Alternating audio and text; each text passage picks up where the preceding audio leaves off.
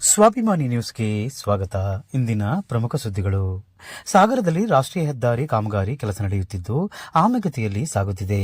ರಸ್ತೆ ಅಗಲೀಕರಣದ ವೇಳೆ ಸರಿಯಾದ ಮಾನದಂಡವಿಲ್ಲದೆ ಅಗಲೀಕರಣ ಮಾಡಲಾಗುತ್ತಿದ್ದು, ಅದರಲ್ಲೂ ಸಾಗರದ ಜೋಗ ರಸ್ತೆಯ ಎಲ್ಬಿ ಕಾಲೇಜ್, ಬಿಎಚ್ ರಸ್ತೆಯ ಇಂದಿರಾ ಗಾಂಧಿ ಪದವಿ ಪೂರ್ವ ಕಾಲೇಜು ಮತ್ತು ಸರ್ಕಾರಿ ಪ್ರಥಮ ದರ್ಜೆ ಕಾಲೇಜ್, ಈ 3 ಕಾಲೇಜುಗಳ ಬಳಿ ಸುರಕ್ಷತಾ ಕ್ರಮ ಜರುಗಿಸದೆ ಕಾಲೇಜು ವಿದ್ಯಾರ್ಥಿಗಳಿಗೆ ತೀವ್ರ ತೊಂದರೆಯಾಗುತ್ತಿದೆ. ಮೊನ್ನೆ ದಿನ ಸಾಗರದ ಎಲ್ಬಿ ಕಾಲೇಜಿನಲ್ಲಿ ದ್ವಿತೀಯ ಪಿಯುಸಿಎ ವ್ಯಾಸಂಗ ಮಾಡುತ್ತಿದ್ದ ವಿದ್ಯಾರ್ಥಿನಿ ಅನುಷಾ ರಸ್ತೆ ಅಪಘಾತದಲ್ಲಿ ಮೃತಪಟ್ಟಿದ್ದು, ಓದಿನ ಮೂಲಕ ಉತ್ತಮ ಭವಿಷ್ಯ ಕಂಡಿದ್ದ ವಿದ್ಯಾರ್ಥಿನಿ ದುರಂತ ಅಂತ್ಯ ಕಂಡಿದ್ದಾಳೆ.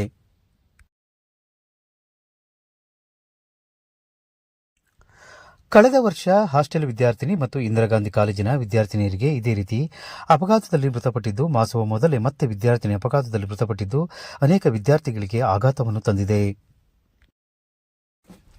ಈ ಕೂಡಲೇ ಸಂಬಂಧಪಟ್ಟ ಅಧಿಕಾರಿಗಳು ರಾಷ್ಟ್ರೀಯ ಹೆದ್ದಾರಿಗೆ ಜೀಬ್ರಾ ಕ್ರಾಸಿಂಗ್ ಹಾಗೂ ಸೂಚನಾ ಫಲಕ, ಸ್ಪೀಡ್ ಬ್ರೇಕರ್ ಹಾಗೂ ಕಾಲೇಜಿನ ನಿಲ್ದಾಣದಲ್ಲಿ ವಿದ್ಯಾರ್ಥಿಗಳಿಗೆ ಬಸ್ ಸ್ಟ್ಯಾಂಡ್ ವ್ಯವಸ್ಥೆ ಮಾಡಬೇಕೆಂದು ಇಂದು ಕಾಲೇಜು ವಿದ್ಯಾರ್ಥಿಗಳು ಸಾಗರದ ಉಪವಿಭಾಗಾಧಿಕಾರಿಗಳ ಕಚೇರಿಗೆ ಕಾಲೇಜಿನಿಂದ ಮೌನ ಮೆರವಣಿಗೆ ಮೂಲಕ ಬಂದು ಮೊನ್ನೆ ಮೃತಪಟ್ಟ ಅನುಷಾ ಎನ್ ವಿದ್ಯಾರ್ಥಿನಿಗೆ ಮೌನಾಚರಣೆ ಸಲ್ಲಿಸಿ ಮೃತಪಟ್ಟ ವಿದ್ಯಾರ್ಥಿನಿಗೆ ಸೂಕ್ತ ಪರಿಹಾರ ನೀಡಬೇಕೆಂದು ಆಗ್ರಹಿಸಿದರು.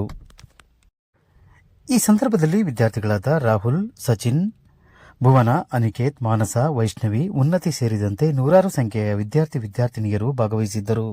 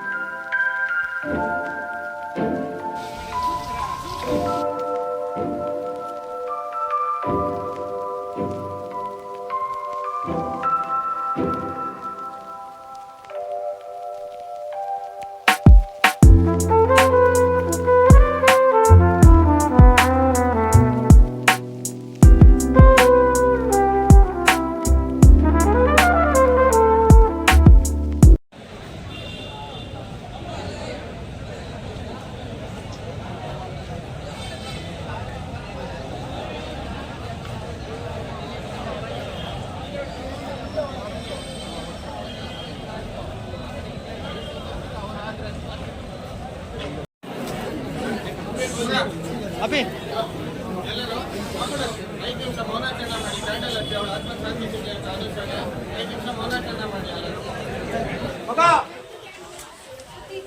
ನಮ್ಮ ಕಾಲೇಜಿನ ವಿದ್ಯಾರ್ಥಿನಿ ಅನುಷಾ ಅವರು ತೀರ್ಕೊಂಡಿದ್ದ, ಅವಳಿಗೆ ಮೌನಶಾಂತಿ ಸಿಕ್ಕಿ ಅಂತ ಒಂದು 5 ನಿಮಿಷ ಮೌನ ಪ್ರಾರ್ಥನೆ ಮಾಡ್ಬೇಕಂತ ಕೇಳ್ಕೊಳ್ತೀವಿ. ಎಲ್ಲರೂ ಒಂದು 5 ನಿಮಿಷ ಸೈಲೆಂಟ್ ಆಗಿ.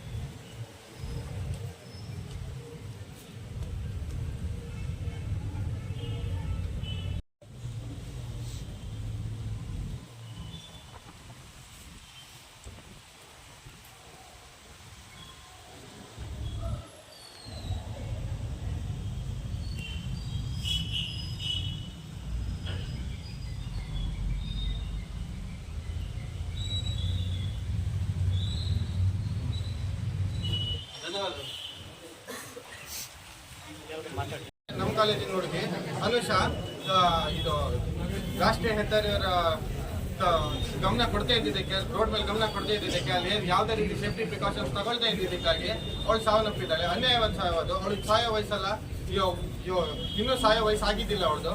ಅದಕ್ಕೆ ಇವಳಿಗಾಗಿತ್ತು, ಇನ್ಯಾರಿಗೂ ಇನ್ನು ಮುಂದೆ ಆಗ್ಬಾರ್ದು ಅಂತ ನಾವು AC ಆಫೀಸ್ ಮುಂದೆ ಬಂದು ಈಗ ಹಾಗೆ ಸಂಬಂಧಪಟ್ಟ ಎಲ್ಲ ಕಚೇರಿಗೂ ನಾವು ಒಂದು ಮನವಿನ ನೀಡ್ತಾ ಇದ್ದೀವಿ. ಅದಕ್ಕಾಗಿ ಇಲ್ಲಿ ಬಂದಿರೋ ಎಲ್ಲರಿಗೂ ಥ್ಯಾಂಕ್ಸ್ ಅಂತ ಹೇಳ್ತೀನಿ. ಇವಳಿಗಾಗಿರೋ ಅನ್ಯಾಯ ಇನ್ಯಾರಿಗೂ ಆಗ್ಬಾರ್ದು. ಮುಂದೆ ನಾವು ಸೇಫ್ಟಿ ಪ್ರಿಕಾಷನ್ಸ್ ನ ಗೌರ್ಮೆಂಟ್ ಅವ್ರು ತಗೊಳ್ಳಿ ಅಂತ ಕೇಳ್ಕೊಂತೀವಿ.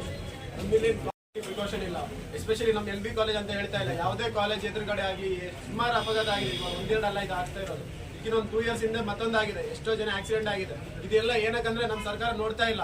ಮೇನ್ ಆಗಿ ರೋಡ್ ಟ್ರಾನ್ಸ್ಪೋರ್ಟ್ ಅವರು ಏನಕ್ಕೆ ರೋಡ್ ಸರಿ ಮಾಡ್ತಾ ಇಲ್ಲ, ಇಷ್ಟು ಟೈಮ್ ಏನಕ್ಕೆ, ಕಾಲೇಜ್ ಎದುರುಗಡೆ ಏನಕ್ಕೆ, ಕಾಲೇಜಲ್ಲಿ ಮಕ್ಕಳು ಬರೋದು ಏನಕ್ಕೆ, ಕಲಿಯಕ್ಕೆ. ನಮ್ಮ ಮುಂದಿನ ಭವಿಷ್ಯ, ನಾವು ಮುಂದಿನ ಭವಿಷ್ಯ ನಾವೇ ನಮ್ಮನ್ನೇ ಸರಿ ಮಾಡೋಕ್ಕಾಗಿಲ್ಲ, ನಮ್ಗೆ ಸರಿಯಾಗಿ ನೋಡೋಕ್ಕಾಗಿಲ್ಲ ಅಂದ್ರೆ ಮುಂದಿನ ಭವಿಷ್ಯ ಯಾರು ನೋಡ್ತಾರೆ?